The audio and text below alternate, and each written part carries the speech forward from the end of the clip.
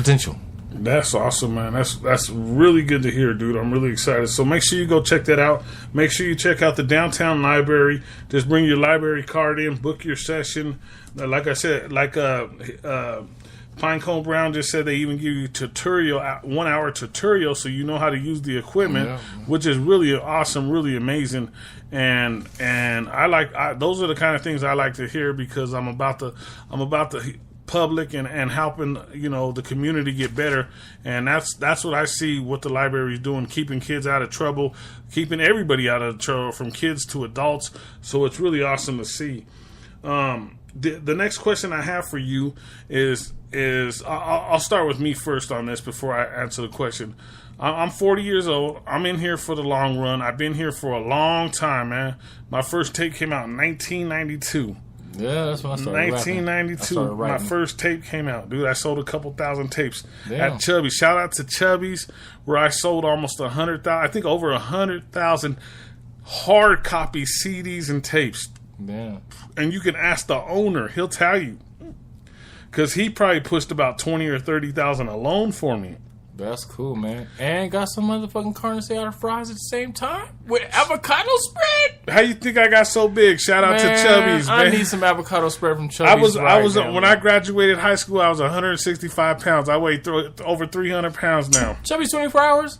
Let's drop in the van, man. Let's go to Chubby's on 38th and motherfucking Pecos. Yeah, it is 20. It is like till 4 or something over there on the north side. Yeah, but over here it's till. Tengo hambre. It's till 2 in the morning or something. So on that end, are you in this for the long run, man? Are you like I said? I'm built for this. Like I'm not. People are day to day. Like every day they have a different plan. Like here's how the elites work. They plan out our lives 100 years in advance. I plan out my life according to 20, 30, 40 years from now, what I'm going to be doing. Are you in this for the long haul? Or because I've seen thousands of rappers come in here and not in my studio, but other studios say, "Oh, we're doing this." Next day, I catch them working at McDonald's. Yeah, exactly. They're for the time being lick and not for the life lick. There's a difference. Just for the time being where, oh, this shit is hot right now. Let's go ahead and come out with this shit and so we could bank off of it and then just cash out our chips at the end of the night. But lifelong lick is where you have the passion for the music. You don't really care about getting famous.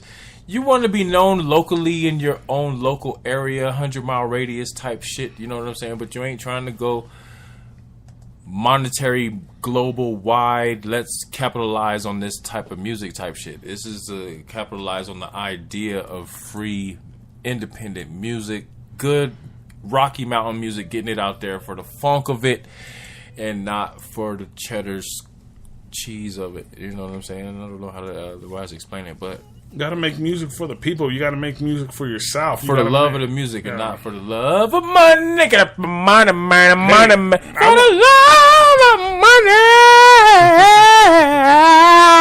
Hey, I won't be straight with you. I want the money, dog. I got kids to feed. Well, when it comes to music, man, you just want your idea out there. If it's gonna make you money, more power to you. But it's not what I'm looking for. Money. I'm just looking for my idea out there and then to the heads of the heads. And that's it. Money comes later. If money comes, is cool. But that's not the aim, dude. My aim is to get my idea out there and more people aware of the scare and flare. How you don't have to be scared. Just be a bone crusher. Take that shit to the toilet to flush. So I got to get into my next question. I know we've been on. We're almost on for an hour already. How do you feel about the changes in music, and are you ready to adapt to change to make sure that you stay positive to your music and what you want to do? I'll adapt to change as far as where they're not going to have me put my signature on some devil's advocate document. You know what I'm saying? I'm going to stay independent as long as I can stay independent, where my freedom of speech allows me to take me. You know what I'm saying? And if I can get my music out there locally independent, that's more power to the succession of my success. You know what I'm saying? And I don't want to be under nobody's label. I want to be under my own label so nobody tells me what to say on the mic. Because free speech is unique, man. Not mainstream talk is where you're gonna get you money and top of the charts on Billboard. Like, I'm not looking for that. I'm looking for Rocky Mountain grown authenticism with no autism.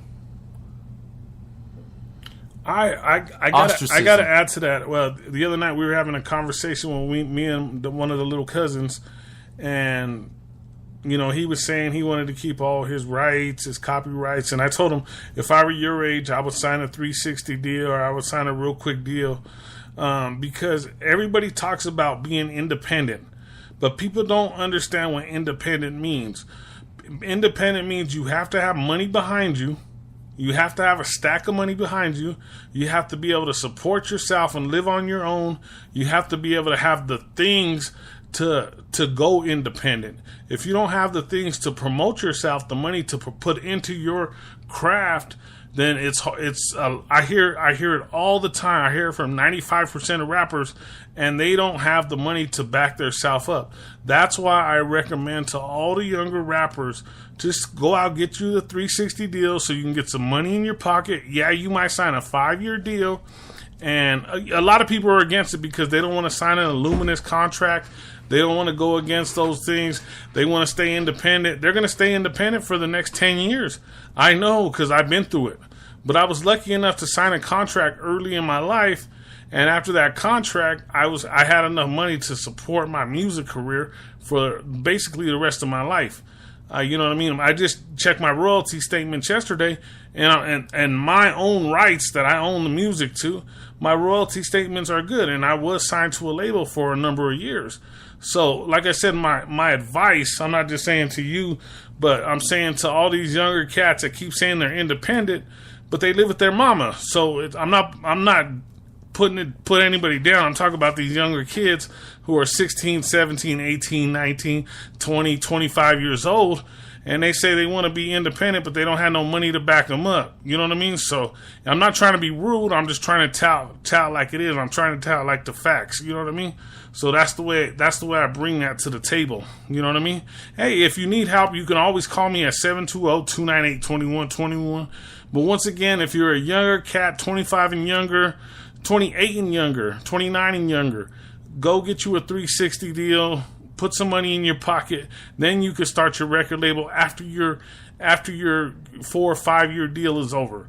That way you're established. If you got talent and they're willing to accept you and sign you to a contract, go for it. That's the best thing I could tell you on my end as advice for any artists out there.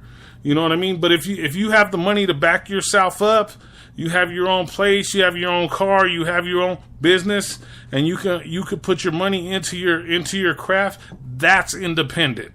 If you don't have that you're not independent. So I'm just putting that out there straight as facts, and I really appreciate everybody who listens to it, and I hope you don't take it to heart where it's upsetting you. I hope you take it to heart where you can carry on and move on and invest in yourself the way you're supposed to.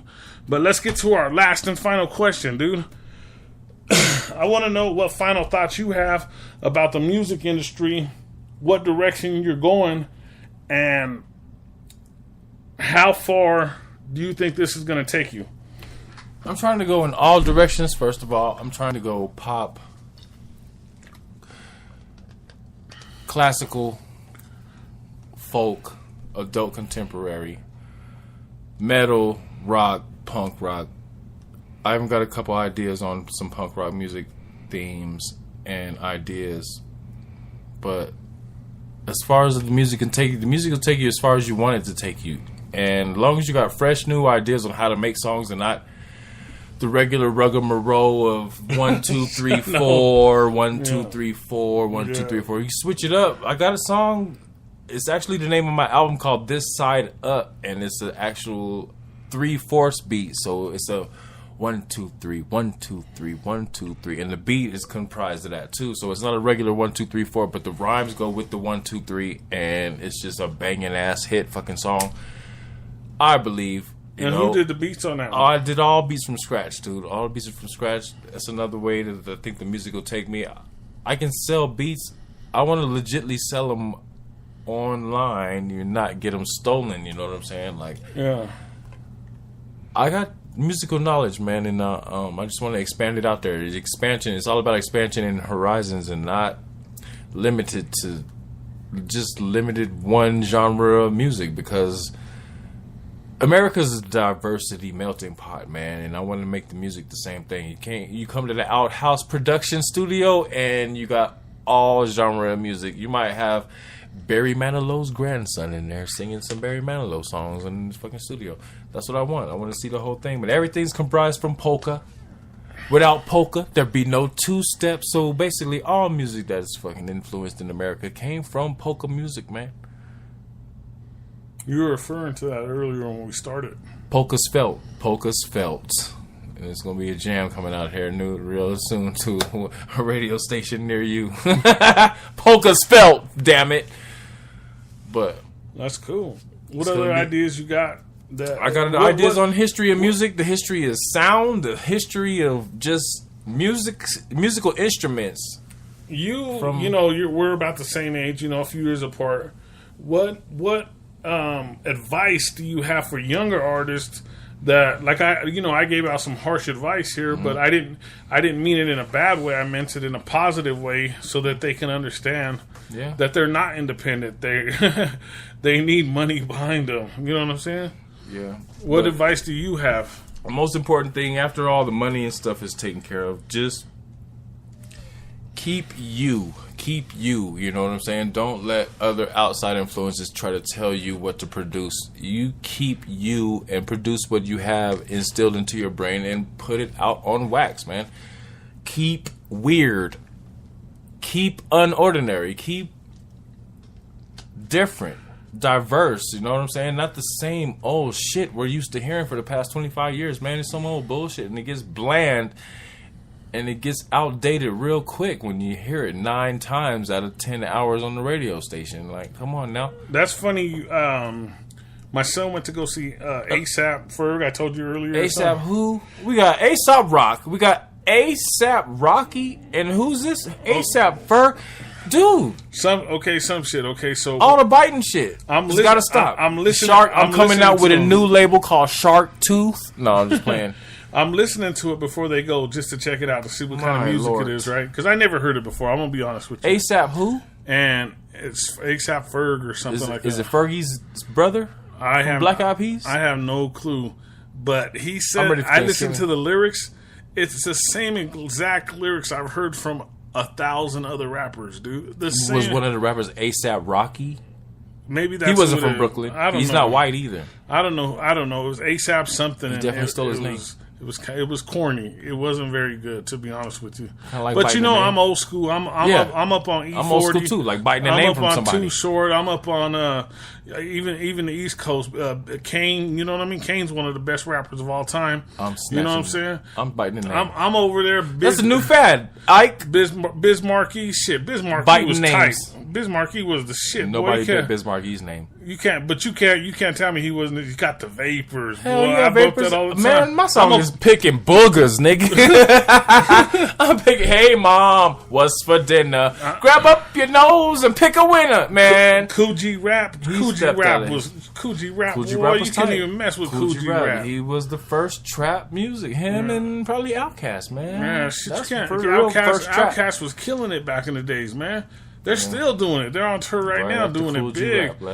You know what I'm saying? So shit, dude. Look at I'm gonna bring up Big Daddy Kane one more time. He's on tour selling out 2,000-3,000 venues. You know what I'm saying? I want to bite 55 years old. Come on. The new thing now, Ike, is biting people's names. Okay, you had ASAP Rock. I'm gonna bite my name. My name is gonna be Busta Guts. Busta Guts. Busta Rhymes. Busta Gut. That's gonna be my new shit. What do you think? It's funny because, like, for the last... Cause I've been Ike Dog for 25 years now. And in the last year or two, somebody else is calling themselves Ike Dog, but they spell IKEDOGG. I always spell my name IKEDOG. You know what I'm saying? And it's a young kid, 19, 20 years old. and he already shouted out show respect. You know what I'm saying? Mm-hmm. You know, I'm doing music. My name's Ike Dog. You know what I'm saying? Shout out to you. We bump your music out here. Yeah. So at least he shouted out to me, gave me some props and shit like that. So I don't know how